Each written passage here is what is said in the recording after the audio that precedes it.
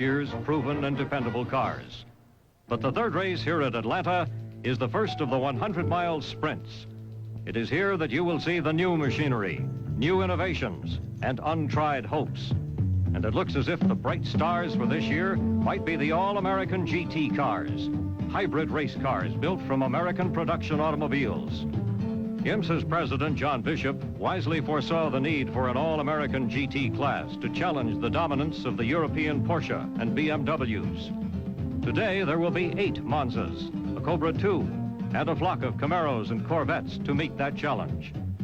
One driver who has made the decision to change to the Monza is Al Holbert. Holbert won the race here at Atlanta in a Porsche in 1974 and again in 1975. Can he do it again for an unprecedented third time in a new and untried car?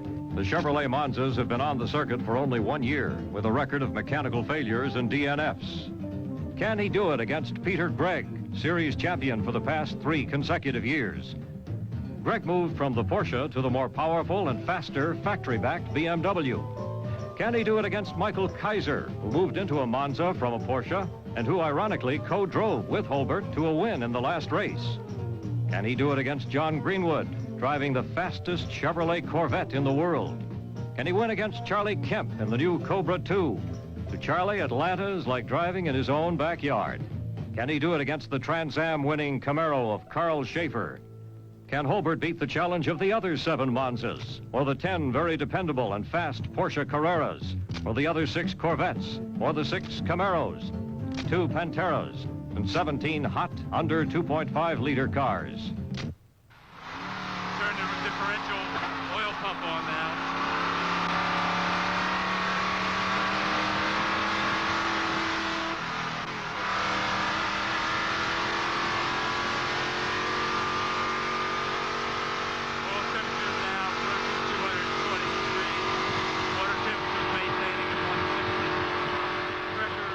In practice, the car handles beautifully. Its engine is strong. Holbert is ready. Because of the number of entries and the desire for all drivers to have an equal chance at the prime starting positions for the 100-mile feature race, John Bishop has divided the cars into equal groups for 2 10-lap qualifying races. In the first heat, Carl Schaefer in the number 21 Camaro took a commanding lead, only to retire in the 5th lap with serious engine problems. Peter Gregg, the winningest driver in IMSA history, went on to win, with Kaiser second and Greenwood third. For Schaefer and his crew, it's into the garage area for a frantic engine change to try and make the grid this afternoon. In the second heat, Al Holbert jumps into the lead in the first lap in his new Monza and leads all the way. Holbert won his heat at a faster average speed than Peter Gregg. So for the first time in the history of the Camel GT Series, a Monza All-American GT car will be on the pole.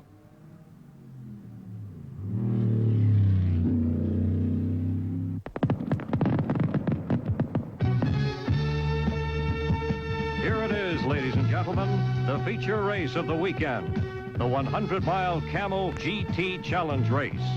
100 miles of racing on the most difficult course on the IMSA circuit. Road Atlanta's 11 twisting, turning, torturous miles. On the pole from Warrington, Pennsylvania, Al Holbert, driving the W.D. Crawley Chevrolet Monza, car number 14. Having won the 12 Hours of Sebring and finishing second in the 24 Hours of Daytona, driving a Porsche, Holbert is currently the series point leader with 35 points. On the outside, in the beautiful blue and white number 59 BMW, is Peter Gregg of Jacksonville, Florida. He has won more Camel GT races than any other driver. He is presently second to Holbert in the point standings.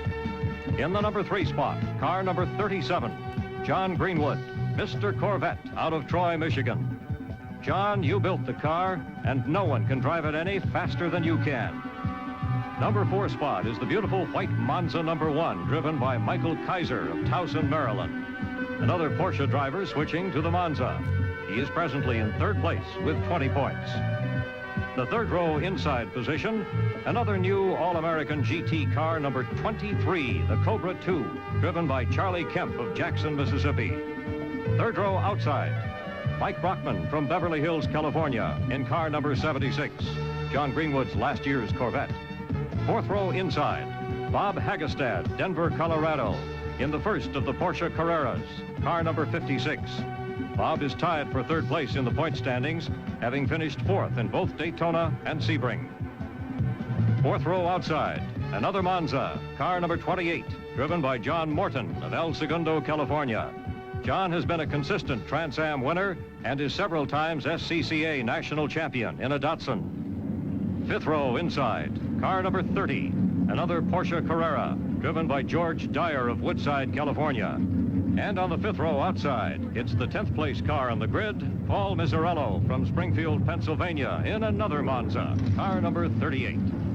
There's your top 10 starters.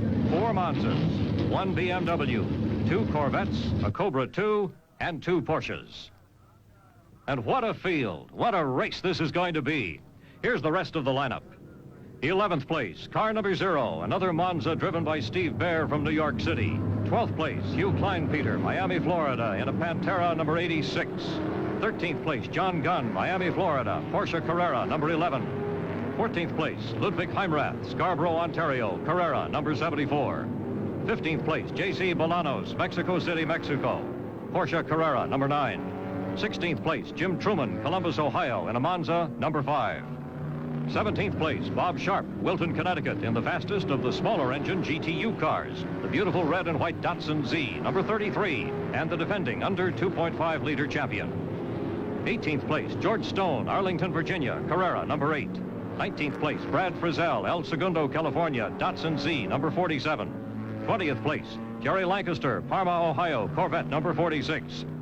And there's the first 20 cars of a field of 51 beautiful and powerful race cars, all going for a share of the $25,000 prize money.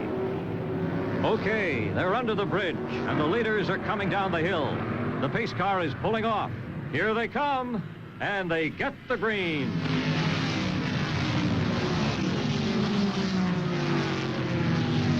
Holbert grabs the lead. And at turn 2, it's Holbert, Gregg, Greenwood, Kaiser, and Kemp.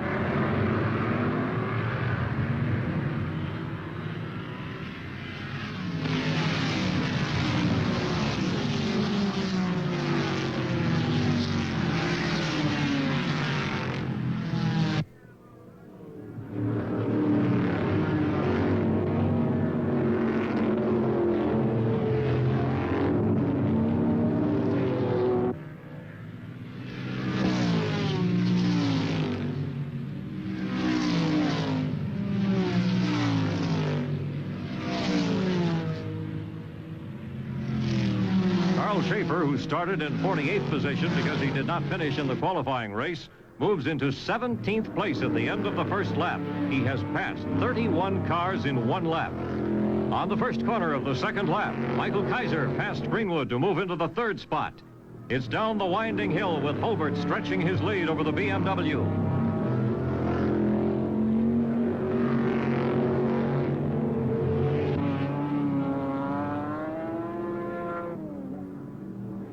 On the 3rd lap, Kaiser pours it on and passes Gregg. Can Kaiser catch Holbert? Already the leaders are starting to lap slower cars. If Holbert gets trapped in traffic, Kaiser might do it. But by the 5th lap, Holbert has built up a 3-second lead over Kaiser. Oh, Carl Schaefer loses it coming under the bridge. The car doesn't appear to be damaged, but that will cost him some very valuable time. Peter Gregg in the BMW is now losing 1.5 seconds per lap to the Monzas.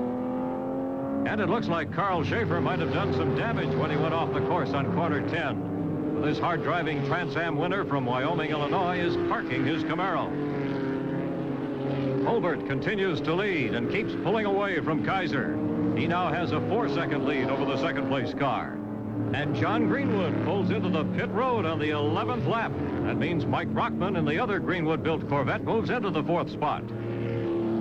In the under 2.5-liter cars, Bob Sharp in the number 33 Datsun Z car is leading, followed very closely by Brad Frizzell in another Datsun.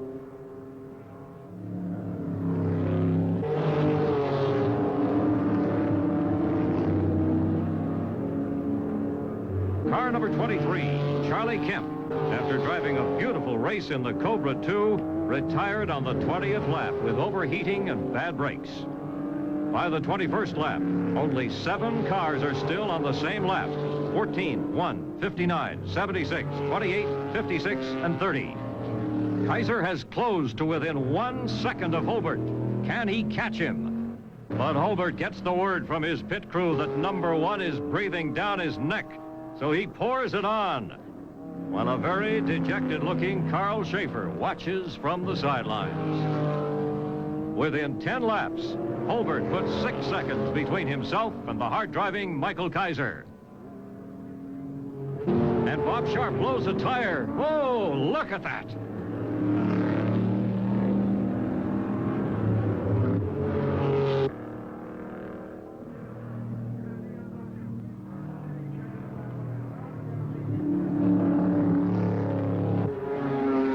He is okay.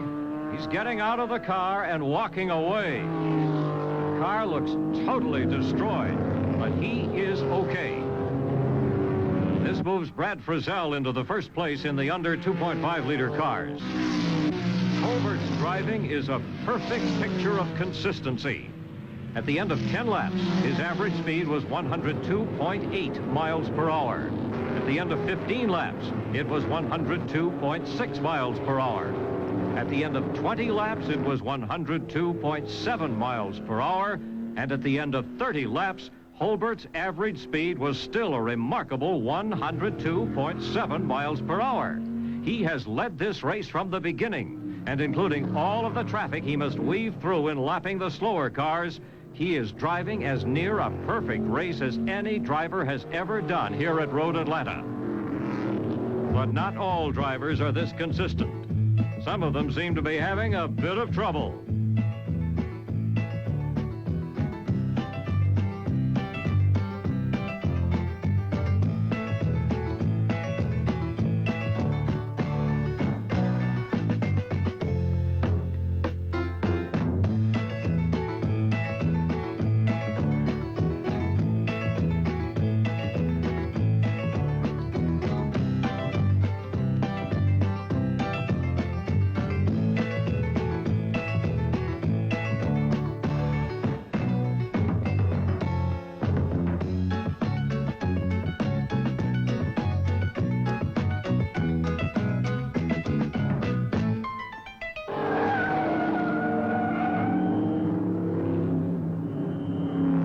Is now 13 seconds ahead of Kaiser and 59 seconds ahead of Gregg, but he doesn't let up and laps the 4th place, car number 76.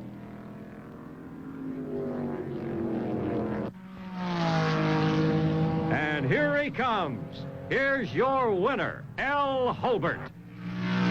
What a race, and what a driver.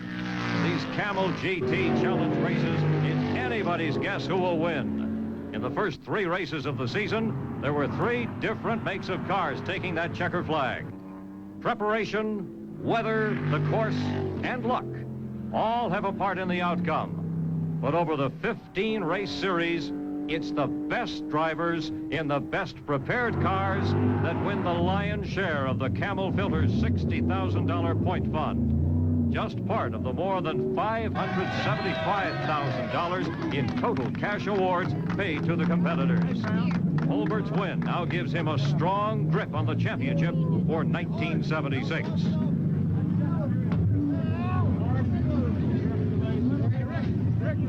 Al Holbert, a very happy young man.